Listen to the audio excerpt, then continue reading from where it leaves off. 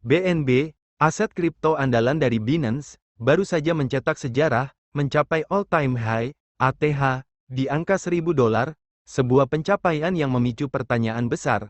Apakah rally ini akan terus berlanjut? Apa saja faktor yang mendorong kenaikan gila-gilaan ini? Di video ini, kita akan bedah tuntas. Stay tune. Aku mau cerita soal seorang teman. Kita sebut saja Rian. Rian ini anak pintar, rajin baca buku trading, hafal semua indikator, RSI, MACD, Bollinger Bands. Dia percaya kalau punya pengetahuan cukup, market bisa dia taklukkan. Awalnya dia berhasil. Dalam beberapa minggu pertama, dia profit, kecil sih, tapi cukup bikin dia percaya diri. Dia posting hasil trading, kasih caption, trading itu gampang kalau tahu caranya. Tapi, semuanya berubah waktu market sideways. Strategi yang biasanya berhasil, mulai gagal, posisi floating minus bikin dia gelisah. Malam-malam dia nggak bisa tidur, tiap 5 menit buka aplikasi trading, dan di titik itu, sesuatu mulai terjadi. Begitu harga turun dikit, dia langsung cut loss. Besoknya harga malah balik naik. Kalau harga naik, dia cepat-cepat ambil profit karena takut balik arah. Akhirnya, loss-nya lebih besar dari profitnya. Suatu malam dia bilang, "Kenapa sih market selalu lawan gue?" Aku cuma jawab, "Bukan market yang melawan kamu, tapi dirimu sendiri." Nah, setelah kita bahas faktor-faktor pendorongnya, sekarang pertanyaannya, apakah rally ini akan terus berlanjut? Ada beberapa indikasi yang bisa kita perhatikan. Pertama, lihat data on-chain.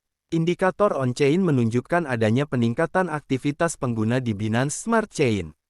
Jumlah transaksi dan alamat aktif terus bertumbuh, dan ini adalah sinyal yang sangat positif. Artinya, ekosistemnya masih sangat hidup dan terus digunakan. Kedua, dari sisi pengembangan ekosistem, inovasi di Binance enggak pernah berhenti. Mereka terus mengembangkan layer 2 dan integrasi-integrasi baru yang akan semakin menarik pengguna dan para developer. Ini secara langsung akan memperkuat utilitas dari BNB itu sendiri.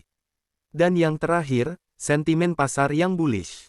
Secara keseluruhan, sentimen di pasar kripto saat ini sedang positif. Adopsi dari institusi besar dan narasi bullish yang kuat bisa jadi pendorong utama yang membuat harga BNB bisa terus naik lebih tinggi. Lalu, apa yang bisa kita harapkan dari BNB ke depannya? Tentu, selalu ada dua sisi mata uang, skenario terbaik dan skenario terburuk. Skenario terbaiknya, rally berkelanjutan. Ini bisa terjadi jika adopsi di sektor DeFi, NFT, dan GameFi di BSC terus melonjak. Ditambah lagi, kalau ada burn token yang lebih agresif dari perkiraan dan kondisi pasar kripto secara umum sedang bullish, ini bisa mendorong harga BNB ke level yang lebih tinggi lagi. Namun, kita juga harus siap dengan skenario terburuk. Koreksi harga ini bisa dipicu oleh beberapa hal, misalnya, adanya regulasi ketat secara global yang membuat investor lebih berhati-hati, atau kompetisi yang makin ketat dari proyek blockchain baru yang mencoba menyaingi dominasi BSC, dan yang paling utama, jika terjadi koreksi pasar kripto secara umum, hampir semua aset akan ikut turun. Jadi, kesimpulannya, BNB memiliki fundamental yang kuat dan ekosistem yang terus berkembang. Namun, seperti investasi lainnya, risiko selalu ada. Lakukan riset Anda sendiri, jangan ambil keputusan berdasarkan satu video saja, dan selalu berinvestasi sesuai dengan toleransi risiko Anda. Semoga analisis ini bermanfaat. Jangan lupa untuk like, subscribe, dan nyalakan notifikasi supaya tidak ketinggalan video edukasi selanjutnya. Sampai jumpa. Jadi apa yang bisa kita pelajari? Mindset dalam trading itu sederhana, tapi sulit dilakukan. 1. Sabar. Jangan buru-buru entry. Peluang selalu ada, market buka tiap hari. 2. Disiplin. Trading plan itu ibarat safety belt. Mungkin nggak nyaman, tapi itu yang nyelamatin kamu.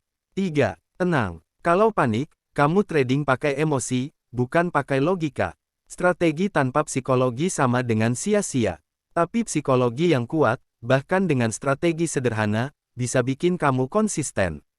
Jadi, jangan pernah lagi anggap market itu musuhmu. Market itu netral, dia hanya cermin. Kalau emosimu berantakan, portofoliomu juga berantakan. Tapi kalau pikiranmu jernih, tradingmu juga lebih stabil. Pada akhirnya, musuh terbesar dalam trading bukanlah big player, bukan bandar, bukan market. Musuh terbesar adalah dirimu sendiri.